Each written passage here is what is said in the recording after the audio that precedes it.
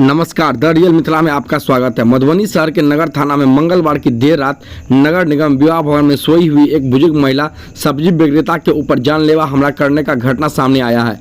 घायल महिला ने लोगों ने इलाज के लिए सदर अस्पताल में भर्ती करा दिया है। इसके बाद लोगों ने घटना की जानकारी 112 डालकर पुलिस को सूचना दिया है। सूचना मिलते ही पुलिस टीम सदर पहुंचकर घायल महिला व परिजनों से बातचीत कर हमला करने वाले अपराधियों की पहचान व गिरफ्तारी में जुट गई है। महिला ने बताया है कि वो अपनी दुकान बंद कर विवाह भवन में सोने चली गई थी। नींद लगने के बाद अचानक दो युवक आए और एक ने गला दबाना शुरू किया तो वही दूसरी चाकू से सिर पर हमला कर दिया। शोर मचाने पर वो आसपास के लोगों को इकट्ठा करने पर हमलावर वहां से भाग गए। इसके बाद उनके परिजनों ने इन्हें सदर अस्पताल में भर्ती कराया है, जहां इनकी इलाज चल रही है।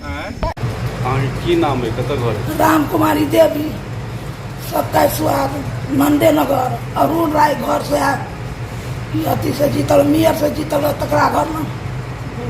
बतो की भेला? हम दुकान उकान बंद कऽ के गेलिए सुतल नगर निगम में बियाह भवन में। एहिमे सुतल छलिए, नींद पड़ि गेलै। 12 बजे छलै राति। 2 आदमी से छलै, एक आदमी से कम दाबि देलकै आ एक आदमी से सबको घोंक करके आ हाथ तीर के तकोना थी सांस लेलिए ताले भाग गेलै। हमरा खून थप थप चुए चले हाली लऽ करके आ तब जा करके हलमान के उठेलिए, बुढ़िया के उठेलिए, गिरते पड़ते सबके उठा कर तब तक समाज हमरा एम्बुलेंस बोलेलकै। एम्बुलेंस बोला करके हमरा बेटी लग लऽ गेलै। तब हमर बेटी हॉस्पिटल में ले के इलाज करेलकै।